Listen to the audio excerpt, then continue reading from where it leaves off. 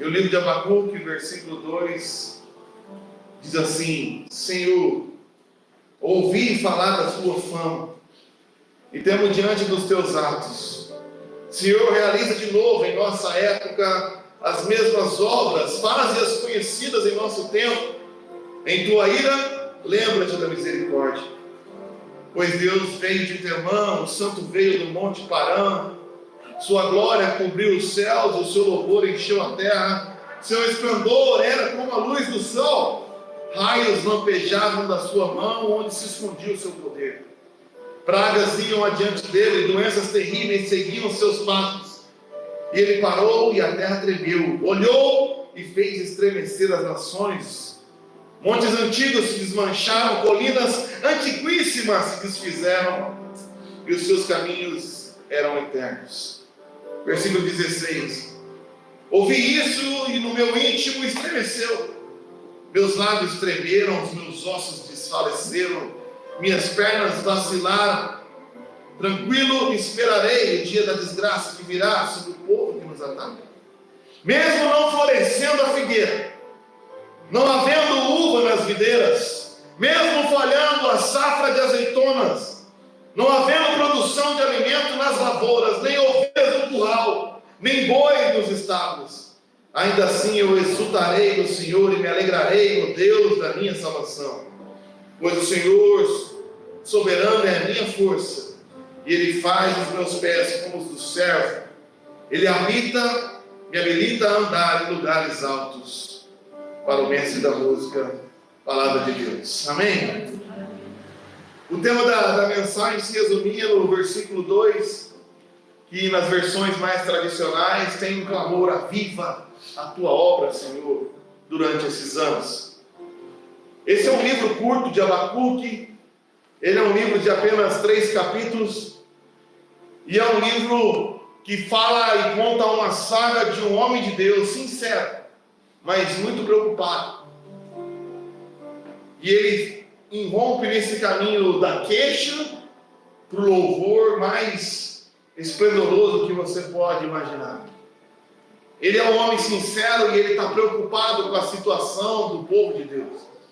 No capítulo 1, ele começa a indagar o Senhor a respeito da aparente inércia. Ele olha para o estado da igreja daquela época, do povo de Israel, e fala: Senhor, será que o Senhor não vê que as coisas não estão como deveriam estar? Você vê uma preocupação, mas ao mesmo tempo você vê uma queixa. O Senhor não vai fazer nada? E ele começa o capítulo 1 se queixando de uma aparente inércia da parte de Deus em relação às injustiças que aconteciam no meio do seu povo. Então Deus vem no mesmo capítulo e começa a dizer para ele qual é a solução. Ele diz assim que ele vai enviar os caldeus para dominar e governar sobre o povo de Deus. O que ele está prometendo é que Deus ia agir sim a respeito da inércia da igreja, mandando um governo e um período muito difícil, um governo iníquo que ia oprimir o seu povo. E agora, quando o profeta Abacuque ouve essa aparente resolução de Deus, ele fica ainda mais alarmado.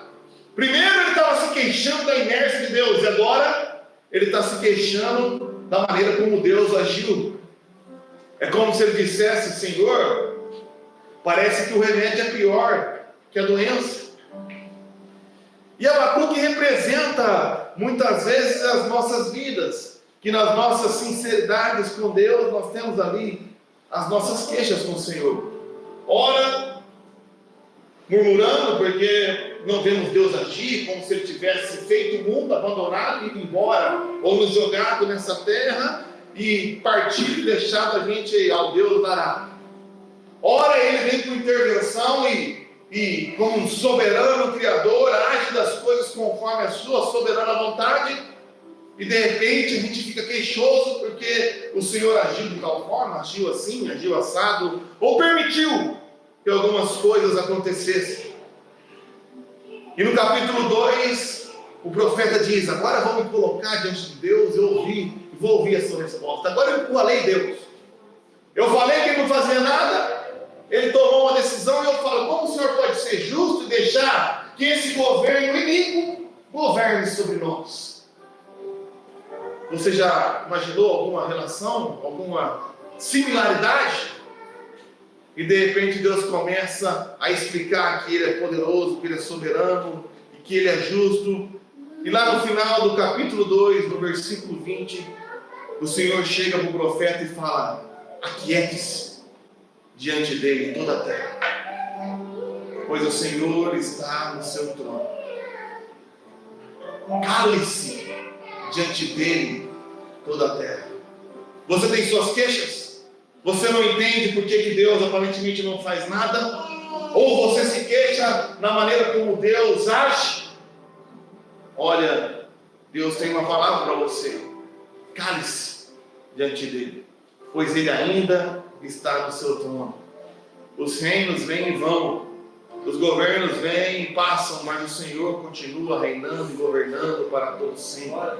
Ele é soberano, Ele está acima de tudo, Ele está acima de todos. Os céus e a terra passarão, mas a sua palavra jamais passará. E de repente, no capítulo 3, ele entra nessa nova saga. E ele descobre então a solução para esse medo. Esse medo sincero, a solução para essa queixa, essa preocupação sincera. E a solução que ele encontra é a solução pela qual ele clama por avivamento. Aviva, Senhor, então. Aviva a tua obra, Deus. Se as coisas estão injustas aqui no meio do seu povo, então durante esses anos difíceis que virão, aviva a tua obra, Senhor. Se as coisas vão ficar difíceis porque os caldeus vão dominar sobre nós, aviva a tua obra, Senhor. Se talvez politicamente as coisas não serão boas nos próximos anos, então aviva a tua obra, Senhor. Se talvez a nossa família está em risco, as nossas finanças correm risco, então aviva a tua obra, porque a solução para a nossa nação não é política. A solução que pode resolver os problemas da nossa nação é o avivamento. É o avivamento. Porque o povo de Deus, debaixo de intensa perseguição na igreja primitiva, permaneciam avançando e prosperando e multiplicando, pois eles conheciam ao Senhor, não como Jó conhecia de ouvir falar, mas ouvia e o conhecia com os seus olhos, que o contemplava dia a dia, cada instante. Sabe qual que é o problema da nossa igreja? Da nossa igreja, essa igreja aqui, avivamento, não tem avivamento. Falta fome, falta sede. Choveu na terça, no domingo já ninguém tem força mais para ir na igreja. Avisou que choveu lá em Londrina. Eu até brinquei com o Renato: você sabe como é que é a nossa igreja, né, amor? Jesus cuspiu, o povo sumiu. Eu já vim preparado. Eu saí do culto às 1h30 da tarde e cheguei às 7h25 do culto. 500 quilômetros sem tomar banho, sem me arrumar, não estou nem com medo. Não chega perto de mim, eu estou fedendo, não me abraça. Eu estou desde as 7 horas na mesma calça, em pé e dirigindo. E eu estou aqui, porque eu não conheço Deus de ouvir falar. Os meus olhos viram Ele hoje. Os meus olhos viram Ele ontem à noite. Eu sei o que Deus fez, eu sei o que Deus pode fazer. Eu sei o que Deus quer fazer nessa noite. Eu sei o que Deus pode fazer na tua vida. Porque eu não tenho relacionamento intelectual com o Senhor. Eu tenho relacionamento de intimidade, comunhão com Ele. Graças a Deus eu passei desse nível de intelectualismo barato e passei a conhecer o Senhor. Eu estava comentando lá. Você pode dizer que conhece o Bolsonaro? Bom, eu sei muita coisa do Bolsonaro, porque eu sou fã do Bolsonaro desde 2015. Desde quando ele brigou com a Maria do Rosário, para mim, se candidatar até qualquer coisa, eu votava nele. Eu sei o nome dele, eu sei o nome dos filhos dele, eu sei de onde ele veio, eu sei o time que ele torce. Mas eu posso dizer que eu conheço o Bolsonaro? Eu conheço sobre o Bolsonaro, mas não sei nada quem é ele. As pessoas famosas são assim, a gente sabe sobre elas. A gente acha que sabe. Sabemos vários detalhes da vida, o nome da mulher, a ex-mulher, aonde foi, o que fez, o que falou, o que deixou de falar. o que errou, o que acertou. Mas a pessoa a gente só conhece quando caminha junto. Deus é a mesma coisa. Eu fui criado dentro da igreja, então sobre Deus eu sabia tudo. Com 12 anos, meu pai já tinha ensinado teologia, já tinha lido a Bíblia algumas vezes. Então sobre Deus eu sentava com você e discutia. O que você quer saber? Qual livro você quer entender? Qual o contexto? Abre um texto e eu te explico. Mas Deus de fato eu não conhecia. Por isso a minha vida era vazia, triste, deprimente. Com 17 para 18 anos eu estava procurando um meio de me matar, porque eu não tinha gosto de acordar de manhã, não tinha felicidade, não tinha gozo, porque eu sabia de Deus aqui, mas não tinha Deus aqui. Eu conhecia Deus de ouvir falar, mas os meus olhos nunca viram Ele. Mas eu comecei a clamar, conheci a Renata, e ela falando de Deus como se fosse um amigo, uma coisa diferente do que era para mim. Deus para mim é ideias, Deus para mim é teologia, Deus para mim são conceitos, os conceitos certos e os errados. Ela falava como um amigo, e Jesus falou para mim que me ama, e Jesus tocou no meu coração. Mas você parece que conhece Ele como você me conhece. Isso começou a me incomodar. E na simplicidade dela, sem ter as explicações, ela começou a mostrar um relacionamento que eu pensei, se eu o conhecesse assim, a vida mudava. E eu clamei, eu busquei. E num dia começou, no meio de uma oração longa de 3, 4, 5 horas, clamando com o livro do John Bevere, Paixão por Sua Presença. Eu falei assim, Deus, eu cansei. Se for para ser crente por ser crente, não vale a pena, é chato. Ser crente não vale a pena. Você perde todos os seus domingos à noite, 10% da sua renda, deixa de fazer um monte de coisa. Qual é a vontade? Você não tem vontade. Agora, se for para ser amigo do Criador dos céus e da terra, se for para ter um relacionamento com aquele que tudo sabe, se for para ouvir dele os seus segredos, poxa vida, aí vale a pena. Imagina ter relacionamento íntimo com Deus. Como seria especial. E eu clamei, e começou a tremer a cama, tremer a janela, tremer o quarto, e a presença de Deus invadiu o meu quarto. Eu comecei a clamar, eu comecei a não entender que eu era pecador, eu senti que eu era pecador. Era como um vampiro diante da luz. Alguém me disse, Mateus, você é pecador porque você fala palavrão. Você é pecador porque você faz isso. Não, eu senti o pecado diante da luz, eu implodi de Deus. E de repente eu comecei a sentir uma invasão de amor, e misericórdia e compaixão. E Ele começou a mostrar para mim o que Ele ia fazer. E depois daquele dia, a minha vida estragou para o mundo, mas a minha vida renasceu para Deus. Então é por isso que eu faço esse tipo de coisa, irmão. Nós saímos aqui na culto, chega no culto, sai do culto, vai para outro culto.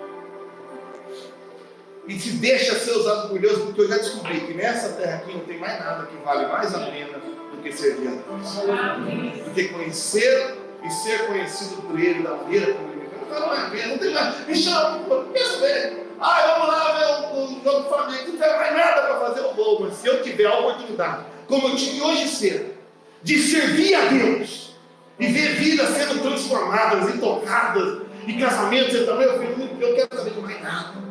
E se eu tiver que viajar 15 mil quilômetros para fazer de novo, eu faço de novo. Se eu tiver que morrer no meio do caminho de fraqueza, eu faço, porque valeu a pena. Valeu a pena. Eu estava vendo a história do Délio Monte, e ele pregava, não tinha carro igual hoje. Ele pregava de cavalo, de cidade em cidade, e com 55 anos o coração foi parando. Eu senti um pouquinho disso hoje, lá para as 4h30 da manhã, quando eu acordei às 7. Parece que você vai morrer. E aí ele foi no médico, e o médico falou assim, teu coração não vai aguentar muito tempo. Quantas vezes você prega? Ele falou, 6 a 7 vezes, varia. E o médico falou, por semana? Para com isso, você vai morrer. Porque imagina você, prega aqui em Bela Vista, pega o cavalo e vai cavalgando na terra, na pedra, até no meio do mar. Isso destrói.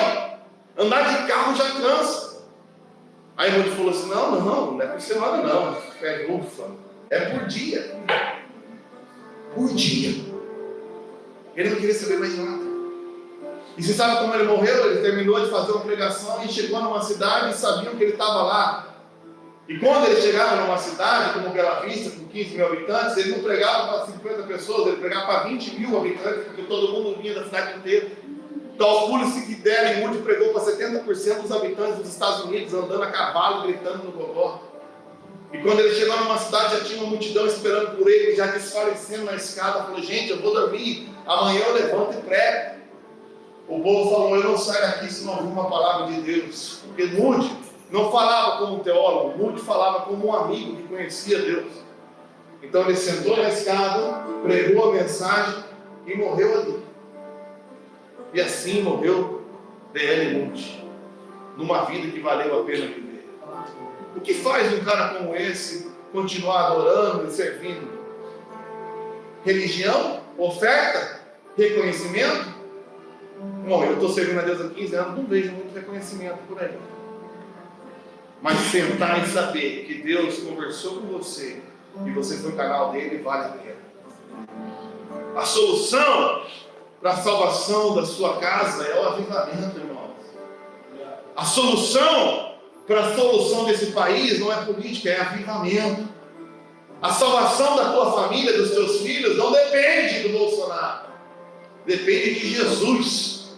Jesus aonde? No governo, no Planalto? Jesus em você. Cristo em nós, a esperança da glória. É muito fácil terceirizar. É muito fácil culpar. É muito fácil colocar culpar. Agora o outro governo ganhou. Que terrível. Não, eu e a minha casa serviremos ao Senhor. Eu e Deus estamos aqui, ó. Vai cair 1.000 ali, 10.000 à sua direita, mas a minha tenda não vai ser atingida por essa desgraça, porque eu conheço a Deus. E Ele me conhece. Avivamento é a solução. Avivamento é o que nos traz e altera o nosso estado de espírito, independente de alterar as nossas circunstâncias. E eu comecei a meditar nesse fim de semana a respeito do que seria uma vida cheia do Espírito Santo. O que seria avivamento, pastor? Será que avivamento é só aquelas manifestações externas de cair, de gritar, ou qualquer coisa que já se virou até um certo estigma? O que é avivamento, se não um vale de ossos secos que passa a viver? Você sabe o que é avivamento? Avivamento é que você está morto, mas de repente vive não você, mas Cristo passa a viver em você. E a vida que agora você vive, vive pela fé. Isso é avivamento, porque de repente não é mais você que vive, é Jesus vivendo. Avivamento é quando você deixa de ver e enxergar as coisas segundo a sua perspectiva e passa agora a ter a mente de Cristo. Por isso o avivamento é a solução para a sua família, para o seu casamento. Sabe por quê? O problema do seu casamento é que a tua esposa não está casada com Jesus. Eu duvido que se Jesus tivesse casado com a nossa esposa, elas teriam reclamado de nós. O problema do nosso casamento é que a Renata está casada com o Mateus. E o Mateus se parece com o Eliseu, quando deveria parecer com o meu Pai Celestial. E se a minha esposa está casada com um cara que parece tanto com Jesus, duvido que ela vai reclamar. O problema do nosso país é que tem, como eu já falei semana passada, 30% evangélico. Mas não tem 1% de pessoas que se parecem com Jesus. Porque não tem avivamento, tem religião. Tem religião protestante, evangélico. Mas não tem vida. Não tem conhecimento. Só tem teoria. E quando eu leio Ezequiel 47, eu vejo ali um simbolismo que Deus dá ao seu profeta do que seria essa vida de avivamento, essa vida cheia do Espírito Santo. Deus chama o profeta e fala assim: ouve o que eu vou te dizer, eu vou te dar uma direção. Vai à beira do rio, mede tantos côvados e meça a profundidade da água, e você vai ver que nesse rio que corre do trono de Deus tem vários tipos de níveis. Alguns níveis batem no calcanhar, outros no joelho, outros na cintura, e outros são níveis muito profundos. Mas você tem que perceber também que por onde esse rio passa tem vida todos os anos e sempre dá fruto. E ali nós aprendemos 3 coisas a respeito de uma vida cheia do Espírito Santo, de uma vida avivada. Que uma pessoa que está cheia de Deus, ela é guiada pelo Espírito Santo de Deus. Ela é guiada, se ela é guiada pelo Espírito Santo de Deus, ela começa antes de qualquer coisa, a ser guiada pela sua palavra. Você sabe qual é o nosso problema? Que você é guiado pela tua mentalidade, pelo seu instinto, pelos seus impulsos. E a Bíblia fala que a obra da carne é morte, porfias, discussões, idolatria, pornografia. É isso. Mas a obra do Espírito é justiça, paz e alegria. E se você é nascido do Espírito, devia ser guiado pelo Espírito. Devia acordar de manhã e perguntar: Espírito Santo de Deus, o que o Senhor quer que eu faça?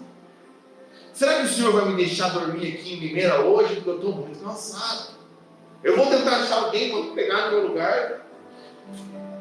E Deus falou: ó, se o fulano responder até tal hora, você pode ficar. Eu falei, certeza que vai me responder, mas não responde. Da meio-dia, Deus falou: pega o carro e vai. É isso que é ser guiado pelo Espírito Santo. É ser guiado pelo que Ele fala, ser guiado pela Sua palavra. E é interessante, eu não vou relatar tudo que eu estava comentando hoje cedo, mas sabe de uma coisa, irmão? Essa conversa que eu tive com a Renata foi muito edificante. Porque ela falou assim: as pessoas querem ser guiadas pelo Espírito Santo, por Deus, mas elas vivem esperando coisas espetaculares. Elas, o que querem ser guiadas por Deus? É chegar aqui e abrir uma visão e eu começar a ver o futuro da vida do Arnaldo como um filme. E eu falar: Arnaldo, em 2024 você vai se casar com a Gabriela e a casa que você mora é verde, eu estou vendo. E fica sempre esperando algo espetacular. O Luciano Subirá falou que às vezes a gente perde muito coisa sobrenatural porque vive esperando coisas espetaculares. Eu já vivi coisas espetaculares, eu vejo coisas espetaculares direto. Visões, sonhos, profecia mesmo, vai acontecer isso.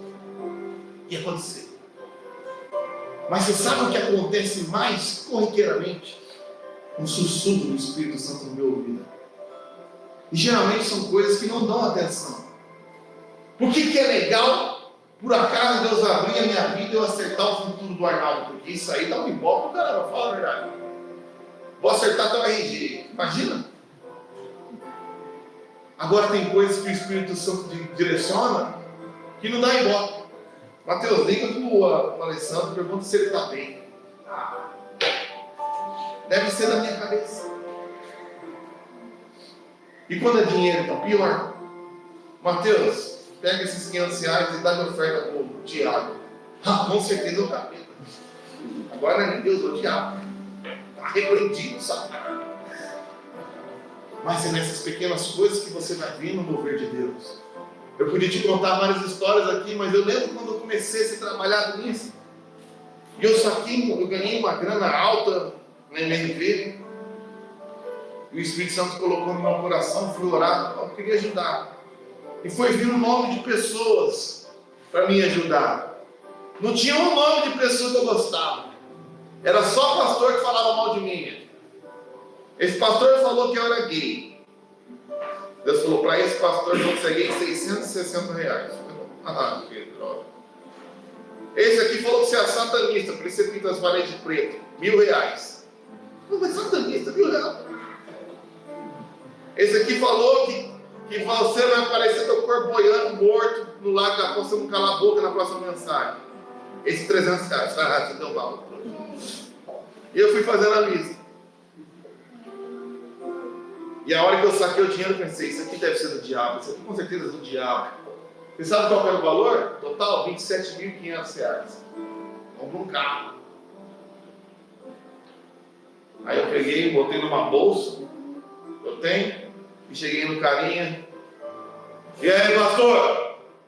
O cara já pensou: ah, meu Deus, agora que vai comprar porrada. E no último campeonatinho de pastor, eu acabei sendo expulso, porque eu acabei errando a bola, acertando a cabeça do cara. Coisa que acontece. Tinha essa fama de violento. O que você quer? Vem aqui fora. Fala daí. Dá um negócio pra você. Mostra a cintura. Vamos. O que foi? Ó, Deus mandou te dar aqui, ó, R$660. O cara desmanchava chorando. Cara, é o valor da terceira parcela que venceu e o banco vai tomar no carro. Vai lá no fulano. Que foi? É o Mateus? Olha, R$1.000 para você aqui. O cara desabava a chorar. É o valor do concerto da Kombi da igreja dele que quebrou. E eu fui vendo o mover de Deus, o mover de Deus, o mover de Deus, o mover de Deus, o mover de Deus. Guiado pelo Espírito. E sabe o que eu vi? Que por onde o rio passava tinha vida. A igreja que estava desviando, porque não tinha mais a conta para buscar os irmãozinhos, que era a maioria afastado, foi viva, porque um cara ouviu uma ideia. Eu já ensinei aqui na igreja, se você tiver um pensamento que não é sobre você mesmo, pode ter certeza que é de Deus, que você é egoísta. Que Deus falou, dar 10 reais para alguém é Deus, não é o diabo, porque você só pensa em ganhar. Ajuda, liga, ouve, é Deus, pode ter certeza, é o Espírito Santo de Deus. A gente tem que aprender a compartilhar. A gente aprende a ser naturalmente egoísta. Tem que aprender a falar a verdade, porque falar contigo a gente já fala. Tem que aprender a se importar com os outros, porque se importar com a gente mesmo não precisa de ensino. Então, se for feita uma direção antinatural, pode ter certeza, é o Espírito Santo de Deus. Mas a gente não entra nesse nível, porque a gente entra no rio do nívelzinho do calcanhar. O que é o nívelzinho do calcanhar? Pô, passei agora pelo rio ali, Paranapanema, depois de Paris, tá cheio aquele negócio ali. Se você for na borda e ele está no nível do calcanhar, o rio está descendo para lá. Você pode até acompanhar o rio, mas a hora que você quiser parar e descer, você faz o que você quiser. Mas eu falei para Renata, imagina a gente mudar, mergulhar aqui no meio. Você não para nunca mais, filho. Não tem um doido que vai ficar, porque do jeito que você for jogado, você vai parar onde o rio quiser levar. Isso é dependência. Isso é se entregar. Mas a nossa vida cristã vai até o nível que eu permito. Ó Deus, eu te sirvo até aqui, ó. Até a página 5 eu estou com você. Na página 6 para frente eu estou fora. Tudo bem, faça o que você quiser, mas é por isso que você experimenta pouco. Porque como você vai até onde você quer, você também não chega aonde Deus quer. E você sabe qual que é a vontade do rio de Deus? Todo o rio desemboca no oceano. E o rio de Deus se desemboca no centro da sua vontade. A vontade de Deus é boa, perfeita e agradável. Mas para isso você tem que se mergulhar, se entregar e ser. Entregue. O que o Senhor falar, eu vou fazer. Tinha uma música da Bethel Church em inglês, ela falava: Where you pray, I pray. Where you go, I go. O que o Senhor orar, eu oro. O que o Senhor falar, eu falo. Aonde o Senhor for, eu vou. Sabe o que falta para a gente viver o que nunca viveu? Fazer o que nunca fez. Se entregar como nunca se entregou. Acreditar como nunca acreditou. Confiar como nunca confiou. Obedecer como nunca obedeceu. Fazer aquilo que vai contra aquilo que você quer fazer, mas que vai a favor daquilo que Jesus orientou a fazer. E não apenas orientou, mas ensinou, como Rui cantou. Ele abriu mão da sua glória, abriu mão da sua glória, dos seus direitos, e foi obediente, e se humilhou a si mesmo, e foi obediente, servo até a morte de cruz. E por ser servo, Deus o exaltou com o nome acima de todo nome. Essa é a questão. A gente quer ser exaltado, quer ser abençoado, quer ser próspero, mas não quer servir, não quer obedecer, não quer se humilhar, não quer morrer para si, para o seu ego, não vive nada. Eu estou tentando contar isso para a igreja há um tempo, mas o povo não entende. Até quando nós vamos viver nesse nível mesquinho e miserável de vida cristã? Tem muito mais para se viver em Deus, emocionalmente, familiarmente, nos negócios, financeiramente, espiritualmente, se você se entregar. Mas o texto fala que esse rio deve dar fruto. Que tipo de fruto? Que tipo de fruto pode ter alguém que está cheio do Espírito Santo? Como é o nome daquele fruto do Efésios? Fruto do Espírito. A pessoa que ouve a voz de Deus, a pessoa que se entrega à presença de Deus, essa pessoa começa a manifestar aquilo do qual ela está cheia. Porque, como eu já disse aqui, um fruto detonou toda a humanidade. Um fruto derrubou a humanidade. Um fruto que era agradável aos olhos, bom ao paladar para se comer, desejoso ao coração, esse fruto destronou a gente. Fazer aquilo que você deseja, aquilo que você parece agradável, é algo que te destrói. Mas o fruto que salva é o fruto do Espírito: justiça, paz, alegria, amor, longanimidade, mansidão, domínio próprio. A humanidade caiu por causa desse fruto de Adão e Eva, do desejo do coração. Mas ela vai ser resgatada pelo fruto do Espírito Santo.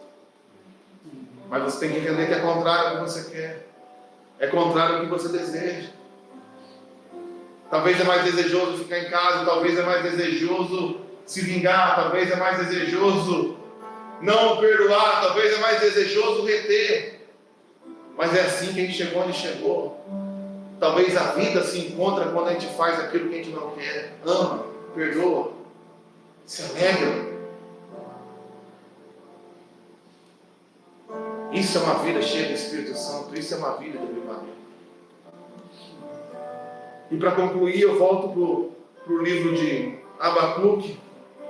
E eu aprendo ali como então encontrar esse avivamento. Como vivenciar isso que eu relatei brevemente aqui. E ele começa no versículo 2 ensinando o primeiro princípio. O primeiro princípio é clamar. O primeiro princípio é clamar. Ele chega e começa a clamar: Senhor, aviva a tua obra, Senhor. Aviva a minha vida. O primeiro princípio é ter tanta sede, tanta fome, como falado aqui há 2 domingos atrás, fome, sede de justiça, tanta ambição, tanto desejo agora, não apenas para receber uma oferta ou para prosperar, mas o desejo abundante de ter uma vida guiada pelo Espírito Santo de Deus, em total entrega e dependência a Ele, que vai contra o que eu quero, mas me leva aonde Ele quer, e o que Ele quer é muito melhor para nós do que aquilo que nos espera. Nós precisamos clamar, desejar, buscar. Se o meu povo que se chama pelo meu nome se humilhar e orar e buscar a minha face, clame a mim e responder-te-ei. Buscar-me-eis e me achareis quando me buscardes de todo o coração. Quando você clama, o Senhor responde: mas não tem fome, não tem fome. A gente nem quer querer. Não quer, por isso não vive. Eu já falei aqui, estava comentando, eu estava no posto, parando ali para comer uma coxinha com a Renata. O cara é tão fã, o cara é mais fã do Bolsonaro que eu, porque ele não conseguia pagar a conta no caixa sem assistir o vídeo do Bolsonaro, cara. Ele botou o celular, eu estava vendo aqui, aí ele botou o celular empilhado aqui no caixa, e o cara falou R$35, ele empilhou o primeiro celular, ficou vendo e pagando. Vai dar, agora eu golpe dele. E botou o outro, e foi agora assim, ó, Bolsonaro. Entrou no carro e já botou Bolsonaro. E vai vir. E agora? Ó o relatório. Vai. Espera o relatório. Vai ver. Corcado. Acredite. Você imagina agora se a gente tivesse a mesma sede de Deus?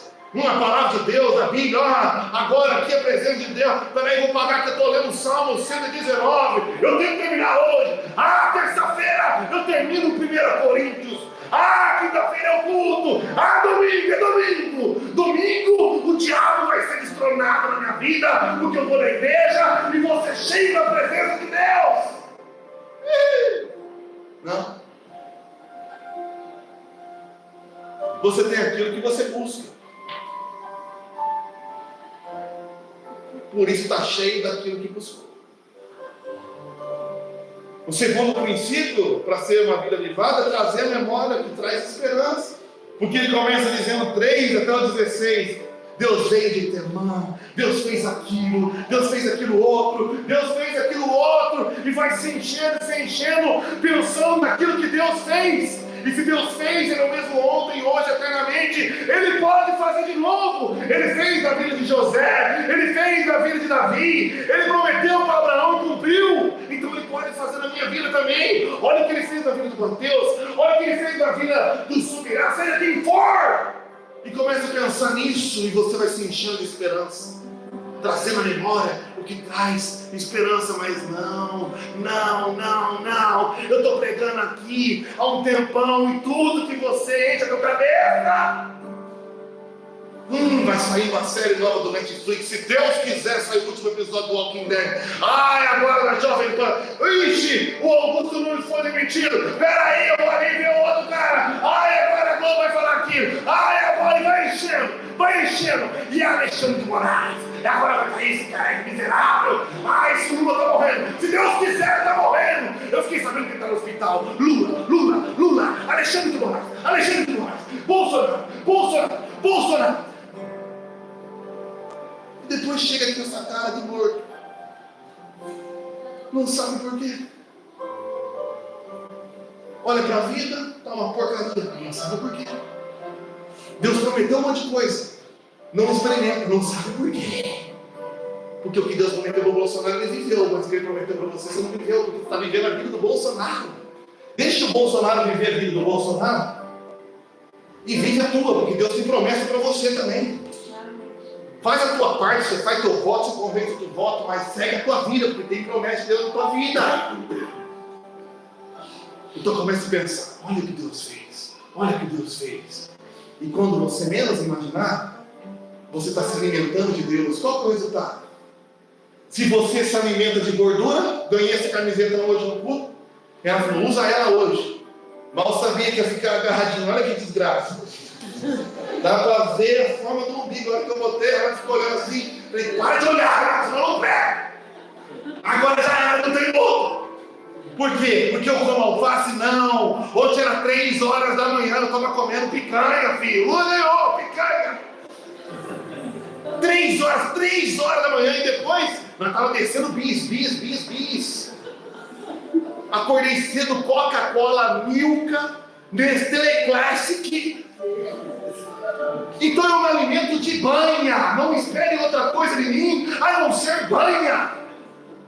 Eu estava andando de costas e meu amigo falou, Mateus, parece que tem 2 bundas, cara. O que é isso aí? Isso é um chocolate, cara. Pode fazer. Acho que está entendendo. Agora. Porque você é o que você come. Você é o que você come. Você come má notícia?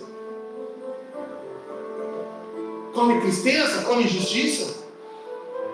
Olha o que Paulo falou em Filipenses capítulo 4, versículo 8. E finalmente, irmãos, tudo que for verdadeiro. Então não adianta ver a Globo, tá? Tudo que for nobre. Então não vai ler a cartilha do PT. Tudo que for correto, tudo que for puro, tudo que for amável, tudo que for de boa fama, se houver algo de excelente ou digno de louvor, pense nessas coisas. A batalha está aqui. Pense nisso. Porque se vocês fizerem isso que ouviram, receberam e viram em mim, e colocarem em prática, o Deus de paz estará com vocês. Essa é a resposta. Não pede uma oração, uma imposição na mão na tua cabeça, se quem controla o teu pensamento é você. Eu não posso impedir você de pensar e se alimentar do que você quer. Eu só posso te dizer, e usando o meu exemplo como zombaria, mas de maneira tão escrachada que você nunca se esqueça, você é o que você come. Se você come dos governos que vêm e vão desse mundo, é isso que você vai ter. Se você come pornografia o dia inteiro, parabéns, é isso que você vai ter. Se você come materialismo o dia inteiro, pobre menino rico, tudo que ele tem é dinheiro. Se você come os sonhos e as frustrações dessa vida, é isso que você vai ter. Você fica comendo novela, imagina a pessoa que acorda vendo novela. Que vida miserável. Parabéns, é isso que você vai ter. Agora, se você acorda de manhã e se alimenta da palavra de Deus, se você entra no carro e coloca um louvor e começa a pensar naquilo que é bom, naquilo que é agradável, começa a se lembrar das promessas do Senhor, parabéns. É isso que você vai ter. E o Deus de paz estará com você. E a paz que excede todo entendimento vai invadir o seu coração. Porque o terceiro princípio que nós aprendemos com Abacuque é que a vida de avivamento é uma vida de quem declara. Ele fica declarando, repara nas palavras que ele usa. Eu me alegro, o Senhor é o Deus da minha fortaleza, o Deus da minha salvação. Parece besteira, né? Mas a Bíblia diz assim em Romanos 10:13: o que invocar o nome do Senhor será salvo. Todo que invocar o nome do Senhor será salvo. Eu comecei a pesquisar porque eu achei muito simplista isso. Só de eu invocar o nome do Senhor eu sou salvo, pareceu muito simples para mim. Aí fui estudar o que significa invocar. Você sabe o que é invocar? In é o que? Dentro. O que é invocar? Chamar. Você sabe o que significa invocar? Chamar para dentro. Você sabe por que todo aquele que invoca o nome do Senhor é salvo? Porque ele chama para dentro o Senhor. Ele invoca, o Senhor é soberano, está no controle de tudo. Ele começa a trazer isso para dentro. O Senhor pode todas as coisas, o Senhor é poderoso, o Senhor é santo, o Senhor é maravilhoso, o Senhor está acima de tudo, acima de todos. Ele vai chamando isso para dentro. Ele vai invocando e vai se enchendo de Deus. Mas se quem te invoca? Aqui não tem elevador, acho que só tem 2 elevadores nessa cidade, mas Londrina é uma cidade vertical e a gente tem lá a famosa conversa de elevador. Sabe qual que é a famosa conversa de elevador? É a murmuração básica a respeito do tempo que está louco. Você entra com outra pessoa no elevador, não sabe o que falar com ela, e é batata. Não sei como é que aqui em Bela Vista, mas Londrina é assim. E esse tempo, hein? Tá louco, né? Tá tudo louco, a coisa tá louca. É isso. É a murmuração padrão. Se não temos nada para falar, vamos murmurar a respeito do tempo. Aí você encontra o cara, como é que está indo as coisas? Levanta, né? Fazer o quê? E invoca a murmuração. E os negócios? Dureza, né? Invoca a dureza. E aí? Está indo bem? Não é superstição, mas você só invoca com a gente. A tua boca só abre para chamar a porcaria para dentro de você. E depois não sabe que chega aqui no culto com essa cara de brocochô. Vê o outro louvando, eu estou feliz porque eu ganho 14º em menos de 3 horas. Agora minha filha vai ter cama para dormir. Estão dormindo no chão, desde quando eu mudei aqui. Mas vai comprar cama agora. Você vai ver. Vou te mostrar aqui no lugar. Ostentação. Chupa essa manga aí, nós temos cama agora. Mas eu invoco vitória. Promessa de Deus, Deus está no controle. Deus está no controle, Deus sabe o que está fazendo nada. A gente não sabe porque está aqui, mas Deus sabe porque a gente está aqui. Mas Ele podia usar outro, não, Ele quer usar nós. Alguma coisa tem para a gente também e tem para eles que só pode vir através de nós. Deus tem alguma coisa. Você é maluco? Você vai descer e vai chegar lá em Bela Vista lá agora. Não tem mais ninguém para pregar, tem um monte, mas Deus quer eu lá, eu vou subir lá, vou falar as verdades para aquele povo de lá. E vou invocando. Enquanto eu invoco, eu me encho. Porque como eu ensinei lá hoje, eu estava numa conferência do Espírito Santo. Se vocês são muito batistas e não sabem o que é isso, o Rui já deve saber o que é. O culto começa uma hora e só Deus sabe que hora que termina. E aí chama todo mundo na frente e bota a mão. E quem fica em pé é o otário. Não é que você se joga, porque não dá para. Aí vocês fingem contusão e sentam. Porque tem pessoas diferentes, pessoas agem assim, pessoas agem assado. Eu sou do padrão mais estático, né? Eu estou cheio de Deus assim. Os outros já estão lá. E aquele mover Mas estava todo mundo na expectativa do pastor chamar, impor a mão, porque eles querem ser cheios. E o que a gente pensa quando quer receber alguma coisa? Que tem que vir do outro. Essa é a mentalidade do mundo. Você quer ter dinheiro, você tem que receber dinheiro. Você tem que ganhar, tem que cair do outro e vir para você. E aí você fala numa conferência para a pessoa ser cheia do Espírito de Deus, você fica esperando o maluco vir lá na frente e transferir. Eu vou transferir minha vida de Deus para você. E põe a mão aí. E alguns até ensinam essa transferência. Aí eu cheguei na igreja de cedo e falei para eles, eu vou ensinar para vocês como ser cheio do Espírito Santo de Deus. Abra sua Bíblia em Efésios capítulo 5, versículo 18. Eu vou ensinar para vocês um princípio aqui. Aprende se quiser. No mundo, se você quer ter as coisas, você tem que receber. No mundo espiritual, para você receber as coisas de Deus, você tem que dar. É assim que as coisas funcionam. Você quer ter uma família? Primeiro você semeia literalmente sementes e volta com o formato de filho. É assim, não é? Eu não sei muito de agronomia, mas eu sei que para você fazer uma grande plantação, primeiro você semeia. Quanto que dá uma saca de milho? Quantas sacas de milho dá uma saca de milho que eu plantar? Se eu plantar um saco de milho ali, gente, ó, quantos sacos eu consigo colher depois? Por hectare, 100 e tantos, 200. 200. Eu jogo 100 no chão, perdi. Não perdeu. Está ganhando 100 e pouco, 200.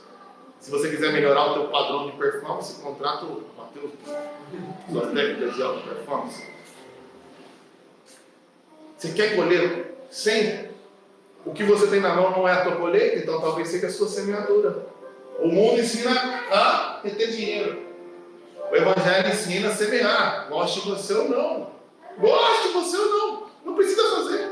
Estava falando com os caras, rapaz, ontem à noite, lá no churrasco das 3 da manhã. Eu falei, sabe, uma vez ensinei em Londrina. Porque eu ensinei a semeadura não como ganância, mas como forma de compartilhar. Porque o mundo é tão ganancioso e Deus é tão sábio. Que se ele soubesse, como ele sabia, que se dependesse apenas de tomar dos outros, a gente nunca compartilharia. Mas olha como Deus é sábio, Ele faz com que a gente cresça quando a gente compartilha. E quanto mais você compartilha com o outro, mais você cresce. E quanto mais você cresce, mais você pode compartilhar. E assim, se fosse assim em toda a igreja, ninguém seria falta de nada, como era a igreja primitiva. Então lá em Londrina eu falei para os caras, vamos combinar um negócio aqui, ó. Não semeia na minha vida não. Procure alguém que está precisando e ora, Senhor o Rui. E se Deus falar um tênis, você dá um tênis. Se falar um relógio, dá um relógio. Se vier uma bala, você dá uma bala. E a gente começou a fazer isso e a gente aprendeu que quanto mais eu andava na frente, mais voltava para mim. É um fato. É um fato. E Deus coloca no coração, ajuda o fulaninho ali. 100 reais vai resolver minha vida? Não vai resolver minha vida, mas talvez resolva a vida dele aqui. 150 reais não resolve a minha, mas pode ajudar a vida da minha sogra lá. Ó. Manda 150 reais para ela lá. Não estou falando igreja não. Não dá aqui não, se você não quer saber disso. Semeia, procura alguém, tem gente precisando aqui. Olha, Deus vai te mostrar alguém. Pega 300 e semeia para você ver o que acontece. Faz esse teste. Agora você quer ser cheio do Espírito Santo? Eu vou te ensinar, é o mesmo princípio. O versículo 18 fala assim: não se embriaguem com vinho que leva à libertinagem, mas deixem-se encher pelo Espírito. Versículo 19: como que você se deixa encher pelo Espírito? O que você recebe para ser enchido do Espírito? Qual imposição de mão você recebe para ser enchido do Espírito? Ele vai falar de entrega. Sabe como você é cheio do Espírito Santo? Falando entre si com salmos, hinos e cânticos espirituais. Sabe como você é cheio do Espírito Santo? Cantando e louvando de coração ao Senhor. Sabe como você é cheio do Espírito Santo? Dando graças constantemente a Deus por todas as coisas. Em nome do nosso Senhor Jesus Cristo.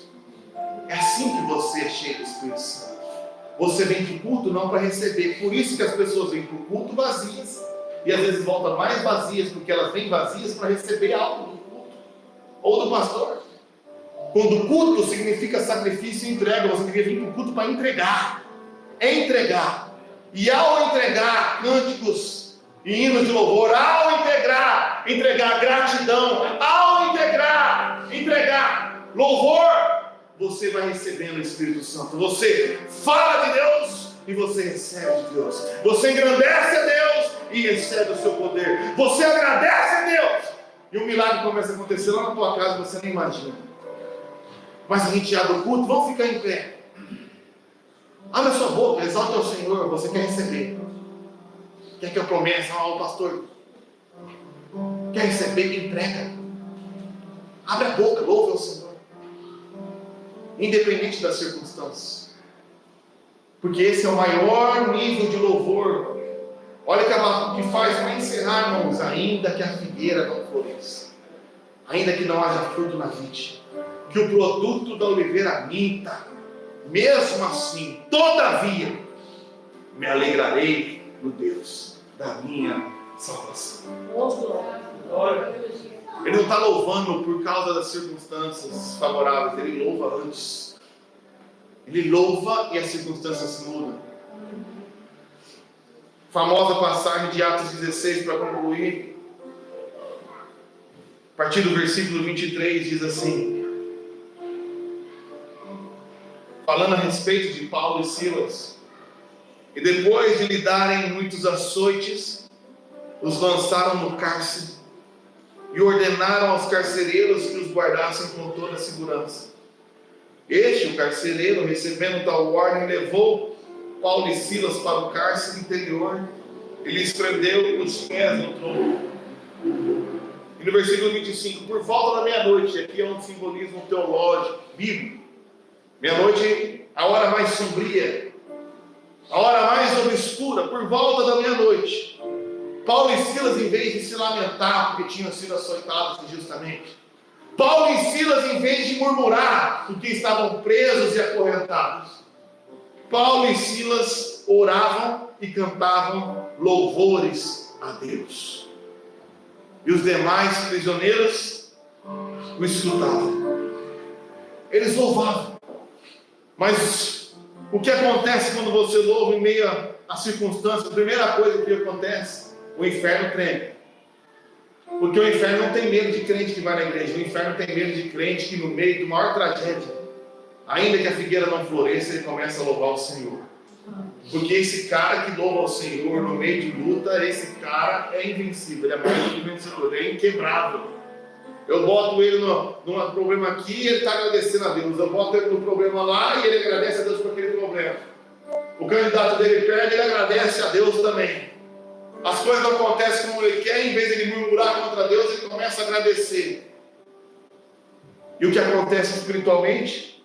De repente, sobreveio o tamanho terremoto que sacudiu os alicerces da prisão, abriram-se todas as portas, soltaram-se as cadeias de todos. Quando Paulo e Silas começaram a louvar no meio daquelas circunstâncias, ainda que a figueira não florescesse, as circunstâncias deles mudaram. Porque se você louva quando Deus mudou, que mérito é isso? Se você agradece quando a vitória chegou, até um pagão faz isso. Mas só quem tem fé agradece antes de ver. Porque a fé é a prova das coisas que não vê. É a certeza das coisas que eu espero. E eu tenho certeza de que Deus está no controle de tudo. Eu tenho certeza de que todas as coisas que operam para o bem daqueles que amam a Deus, e eu amo a Deus, então eu tenho certeza absoluta que Deus é soberano, vai fazer cada porcaria de situação cooperar para o meu bem. Então desde já eu agradeço. Eu não entendo às vezes, mas eu agradeço. E de repente, as cadeias são rompidas. De repente a tua circunstância está mudada. De repente a vergonha acabou. De repente a prisão acabou. E agora é a hora que talvez você lembre da música do Sabor de Mel. Ah, carcereiro! Ah, você que me humilhou! Ah, carcereiro que me açoitou! E agora? A algema caiu. E agora? A prisão abriu. Ah, você, familiar, que falou que não ia ser ninguém. Ah, aquele pastor que disse que não tinha ministério, que não tinha futuro. Ah, aquele cara que vive me caluniando. Aqui eu tenho uns principais, eu tenho uns amigos aqui. E gostam de mim. Estava lá sábado da tarde, o cara falou, fica esperto, pastor. Fica ligeiro. Tá ameaça, eu vou lá na igreja pegar você. Eu falei, você imagina a audiência se o cara vem me pegar aqui? Tomara que filme, pelo amor de Deus, não desliga. Se eu tomar uma facada aqui, morrer, eu vou pro céu. Mas se eu viver, essa igreja vai bombar na semana. Mas aí Deus te livra. Deus te dá a bênção.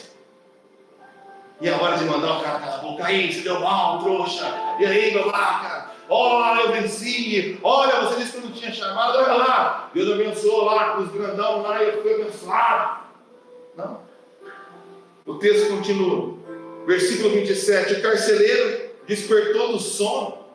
Quando ele viu abertas as portas do cárcere, puxando a espada, ele ia se suicidar, supondo que os presos tivessem fugido. Ele falou, deu ruim. Esses malucos estavam adorando, as coisas abriram, agora eu vou ter que me matar. E olha o que Paulo fez. Isso para mim me arrepia, só de ler esse versículo. Esse versículo arrepia até a minha espírito. Paulo bradou em alta voz. Ele não bradou, tem sabor de mel. Olha o que ele bradou. Não te faças nenhum mal, que todos ainda estamos aqui. As cadeias abriram, Paulo não saiu. Porque ele sabia que ia dar ruim para o carcereiro.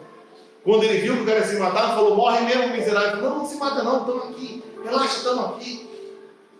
E o carcereiro, tocado por aquele fruto do Espírito de misericórdia na vida do Paulo, o chama para conversar. E no versículo 32 fala que Paulo e Silas lhe pregaram a palavra de Deus e todos da sua casa foram salvos. E ele permaneceu até que veio a ordem de Roma lá na frente e ele foi solto. Olha que maravilha. Deus fez um milagre não para calar a boca dos inimigos. Deus fez um milagre para usar a tua vida para salvar os inimigos. Já parou para pensar isso?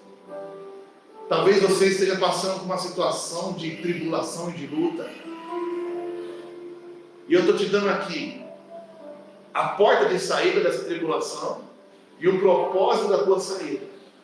A porta de saída é começar a louvar e agradecer ao Senhor. Porque quando você louvar e agradecer ao Senhor, o milagre vai acontecer na tua vida. Quanto mais você louva, fala para fora, mais você recebe do Espírito para dentro. E quando Deus mudar a tua circunstância, pode ser hoje, porque é de repente, Ele não dá isso. Deus vai te tirar desse lugar, não para calar a boca daqueles que te envergonharam, mas para ser você um instrumento para salvar Ele e as famílias deles. Isso é fruto do Espírito, isso é avivamento. E você está tão cheio de Deus, a ponto de se parecer com Ele. Eu queria que você se colocasse de pé. Eu queria convidar você a cantar essa música baseada em Abacuque 3. Eu queria que você nessa noite entregasse agora os seus medos, os seus temores, as suas lutas. Em primeiro lugar, declarasse por fé que o Senhor está no controle de tudo. E Ele não vai deixar essa luta te matar. Ele não vai deixar esse desespero tomar conta do seu coração. Por mais pressão que seja essa situação, você vai declarar e vai invocar por dentro de você que o Senhor sempre ainda está no controle. Todas as circunstâncias, até aquelas que fugiram do nosso controle, ainda está no controle de Deus. E depois você vai declarar comigo: o choro pode durar uma noite, mas a alegria vem na manhã. E ainda, Senhor, que não mude amanhã, ainda que não mude terça-feira, ainda que não mude quarta-feira, todavia me alegrarei no Senhor, no Deus da minha salvação. Eu quero aprender a te louvar e oferecer ao Senhor sacrifícios de louvor, porque eu tenho fé absoluta que o Senhor vai nos tirar dessa, que o Senhor não deixa o justo mendigar o pão, que o Senhor ouve o clamor e está perto daqueles de espírito quebrantado e coração humilde, e não desprezará o Senhor.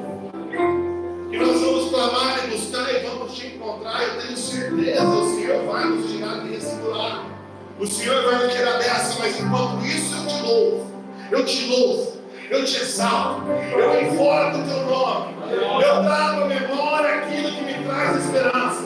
E eu não louvo porque você é livre, eu louvo porque já fui livre naquela cruz. Liberto das garras do pecado, liberto das garras do mundo, liberto das garras de Satanás. E agora eu estou nas suas mãos, e ninguém arrebatará das suas mãos. E nessa confiança eu me entrego por inteiro aos seus braços.